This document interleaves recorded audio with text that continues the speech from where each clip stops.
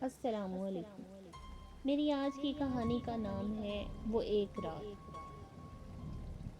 ایک فیملی کے ساتھ پیش آنے والا عجیب قصہ، جنات ان کا بچہ لے گئے تھے۔ تو چلیں ہم شروع کرتے ہیں اس خوفناک کہانی کو۔ رات کی شادی میں جانے کا میں ہمیشہ سے مخالف رہا ہوں۔ واپسی میں رات کے 1-2 بج جاتے ہیں، بچے الگ سو جاتے ہیں، اوپر سے راستے میں لٹنے کا ڈر الگ رہتا ہے۔ صفدر میاں کی بارات رات 11 بجے کے بعد پہنچی تھی، جبکہ دلہن پارلر سے 10 بجے کے بعد ہی ہال میں آ گئی تھی۔ ہمیں یہ امید تھی کہ ہال رات 12 بجے بند ہو جائے گا، مگر کم وقت رسمیں تھیں کہ ختم ہونے میں نہیں آ رہی تھیں۔ دونوں بچے بھوک سے بے تاب تھے۔ جیسے ہی کھانا شروع ہوا، لوگ ٹوٹ کر کھانے پر گرے۔ کھانا کھاتے ہوئے رات 1:20 ہو گئے تھے۔ اس وقت ایک میں ہی کیا، ہر شخص غصے سے بے حال تھا۔ کھانے کے بعد عورتوں کے پورشن سے بیوی کے آتے ہی میں نے ہال کی پارکنگ ایریا سے بائک نکالی اور نیند سے جھومتے ہوئے بچوں اور بیوی کو لے کر گھر کی طرف روانہ ہو گیا۔ تاریک رات میں سڑک پر گھپ اندھیرا تھا اور راستے بالکل سنسان تھے۔ ایسے میں چور ڈاکوؤں کا بھی ڈر تھا، اور ان دنوں خوب برساتیں ہوئی تھیں، جگہ جگہ پانی بھرا ہوا تھا۔ سمجھ میں نہیں آ رہا تھا کس طرف کھڈا ہے اور کس طرف گٹر۔ میں بہت سنبھل کر بائک چلا رہا تھا۔ ابھی ہم ریلوے اسٹیشن کی طرف ہی آئے تھے کہ ہم نے دیکھا کہ ایک چھوٹا سا کتے کا پلہ اچانک سڑک پر آ گیا۔ میں نے اسے اپنی بائک سے بچانے کی بہت کوشش کی، مگر کامیاب نہ ہو سکا۔ وہ شاید پچھلے وہیل کے نیچے آ گیا تھا۔ ایک لمحے کے لیے میں نے گاڑی روک کر دیکھا تو وہ مجھے تڑپتا ہوا نظر آیا۔ اس منظر سے میرا دل لرز گیا۔ میری بیوی نے بھی پیچھے مڑ کر دیکھ لیا تھا۔ جو کچھ ہوا تھا انجانے میں ہوا تھا، اس میں ہمارا ذرا سا بھی قصور نہیں تھا۔ میں نے ابھی گاڑی ذرا آگے بڑھائی تھی کہ یکا یکی 2 کتے بھونکتے ہوئے ہماری گاڑی کے پیچھے دوڑے۔ اس اچانک مصیبت پر میں گھبرا گیا۔ میں نے گاڑی دوڑا کر اڑا جانے کی کوشش کی، مگر وہ کتے ہماری گاڑی سے زیادہ تیز رفتار تھے۔ میری بیوی قریب آتے ہوئے کتے کو دیکھ کر مزید خوفزدہ ہو گئی۔ کتے اس کے پیروں کے قریب پہنچ گئے تھے۔ وہ خود کو بچانے کے لیے اپنے پیر چلانے لگی۔ اس وقت بائک ایک گڑھے میں گری تو ہم چاروں بھی گاڑی کے نیچے دب گئے۔ خیرو اپنی ماں کی گود میں تھا اور وہ اوندھے منہ زمین پر گرا تھا۔ میری دونوں ٹانگیں گاڑی کے نیچے دب گئی تھیں۔ علی میرے ساتھ پیٹرول کی ٹینکی پر بیٹھا ہوا تھا، اس کی بھی ٹانگیں گاڑی کے نیچے پھنس گئی تھیں۔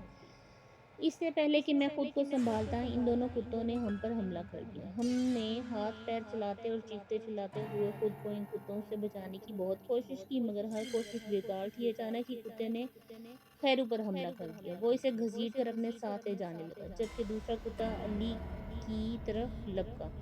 میں علی کے اوپر ہی تھا، اسی لیے وہ محفوظ رہا، جبکہ میری بیوی ان کتوں سے خیرو کو نہ بچا سکی۔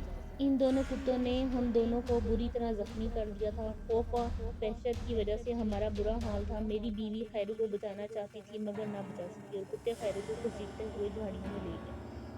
اس وقت ہمارے پیروں سے زمین نکل گئی۔ سمجھ میں نہیں آ رہا تھا کہ یہ سب کیا ہو گیا ہے۔ بیوی خوف و غم کی وجہ سے رونے لگی۔ میری کیفیت بھی مختلف نہ تھی۔ ہم نے آگے بڑھ کر ان کتوں کے پیچھے دوڑنے کی کوشش کی، مگر ان میں سے ایک کتا واپس پلٹ کر پھر سے ہم پر حملہ آور ہونے لگا۔ تو میں پیچھے ہو گیا۔ عجیب بے بسی کا عالم تھا۔ ہم نے اپنے ہاتھوں سے اپنے بچے کو گنوا دیا تھا۔ خوف و وحشت کی وجہ سے ہم پر کپ کپی طاری تھی۔ وہ دل خون کے آنسو رو رہا تھا۔ ہم کتنے مجبور تھے کہ اپنے لختے جگر کو نہیں بچا سکتے اور کتوں کے رحم و کرم پر چھوڑ کر خوف سے سہمے ہوئے تھے۔ اچانک ہی ایک سائیکل سوار ہمیں آتا ہوا دکھائی دیا۔ ہمیں دیکھتے ہی اس نے اپنی سائیکل روک لی۔ ہم دونوں خوف سے کانپتے اور روتے ہوئے اسے اپنی کیفیت بیان کرتے ہوئے مدد کی درخواست کرنے لگے۔ اسے حیرت ہونے لگی۔ اس نے پوچھا کہ وہ کتے کتنے تھے۔ ہمارے بتانے پر اس نے آسمان پر چاند کی طرف دیکھا اور اپنا سر پیٹتے ہوئے بولا، او ہو، غضب ہو گیا، خیر ابھی دیر نہیں ہوئی ہے، تم میرے ساتھ آؤ، دیکھو اگر اپنا بچہ چاہیے تو ڈرنا نہیں، تمہارا بچہ بہت بڑی مصیبت میں پھنس چکا ہے، میں تمہیں بچہ زندہ دلانے کی کوشش کروں گا، مگر میں جیسا کہوں ویسا کرنا، سوال نہ کرنا اور پیچھے مڑ کر نہیں دیکھنا۔ اس نے ہمیں ڈراتے ہوئے عجیب بات کہی۔ ہمیں اپنا مننا چاہیے تھا اور اس کے لیے ہم ہر خطرہ مول لینے کے لیے تیار تھے۔ ہمیں ہمارا بچہ تو مل جائے گا نا؟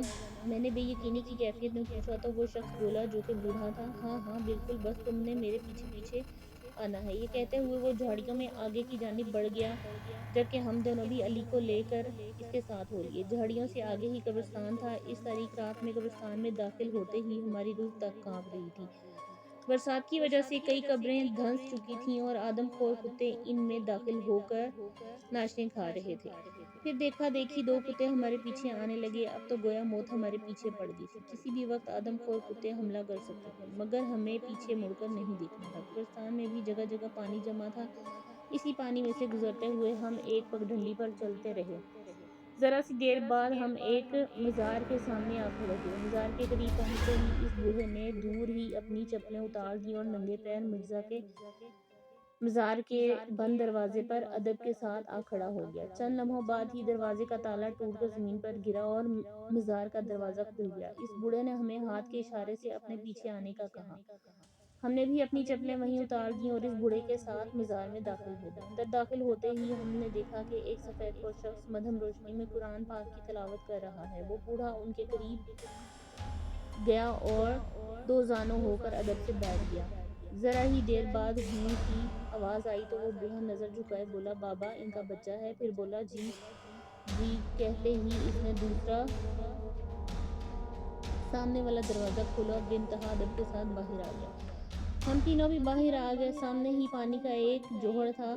وہ بوڑھا اس میں اترتے ہوئے بولا، میرے پیچھے آ جاؤ۔ نہ چاہتے ہوئے بھی ہم اس کے ساتھ جوہر میں اتر گئے۔ خدا کی پناہ وہ بے انتہا بدبودار پانی تھا۔ پہلے وہ ہمارے ٹخنوں تک آیا، پھر کمر اور بعد میں ہمارے شانے بھی اس میں ڈوب گئے۔ میری بیوی نے علی کو اپنے کندھوں پر بٹھا لیا تھا۔ خدا خدا کر کے ہم اس پانی کے جوہر سے نکلے تو بدبو سے بری طرح پھٹے ہوئے تھے۔ آگے جھاڑیوں میں سے دھواں اٹھ رہا تھا۔ بوڑھا وہیں رک گیا اور اچانک ہی وہ ہمارے سامنے ہی پروں والا گھوڑا بن گیا۔ پھر ہمیں خود پر سوار کرتے ہوئے وہ اس دھوئیں والی آگ سے ہمیں پار لے گیا۔ سامنے ایک کنواں تھا۔ وہاں پہنچتے ہی وہ بوڑھا جو گھوڑا بنا ہوا تھا نیچے اترا اور کنویں میں اترنے لگا۔ اب تک جو کچھ ہم دیکھ چکے تھے خون جما دینے کے لیے کافی تھا۔ اپنے بچے کی جان بچانے کے چکر میں ہماری جانوں پر بن آئی تھی۔ جیسے ہم کنویں میں اترتے جاتے تھے روشنی سی نظر آتی جا رہی تھی۔ وہیں ایک راستہ تھا۔ بوڑھا اس طرف چل دیا۔ اچانک ہی چلتے چلتے وہ خوفناک کتا بن گیا۔ آج تو برے پھنسے تھے۔ خیر مجبوری تھی۔ ہم اس کے ساتھ چلتے چلتے ایک بڑے سے ہال میں داخل ہو گئے تو ہمیں وہاں سینکڑوں کتے نظر آئے، جو کہ ہم تینوں کو کھا جانے والی نظروں سے گھور رہے تھے۔ وہ سب ہمارے پیچھے آنے لگے، مگر ہم نے پیچھے مڑ کر نہیں دیکھا۔ خوف سے ہماری گھگی بن گئی۔ بوڑھا ہمیں نہ جانے کہاں لے جا رہا تھا ہمیں معلوم نہیں تھا، مگر ہم اس پر اعتبار کر چکے تھے، اسی لیے قدرے مطمئن تھے۔ ہال میں داخل ہوتے ہی ہماری نظر بہت سارے کتوں پر پڑی، جو کہ سب ہماری ہی طرف متوجہ تھے۔ پھر اسی بوڑھے نے کتے کی آواز میں ان کتوں سے کچھ کہا تو چند کتے بھونکنے لگے۔ تھوڑی دیر بعد ہی ایک بے انتہا ڈراؤنی شکل کا بہت لمبے قد و قامت کا جن کمرے سے نکل کر حاضر ہوا، جس کی ہیئت دیکھتے ہی میری بیوی کی چیخ نکل گئی۔ اسے دیکھتے ہی وہ بوڑھا کتے سے جن بن گیا۔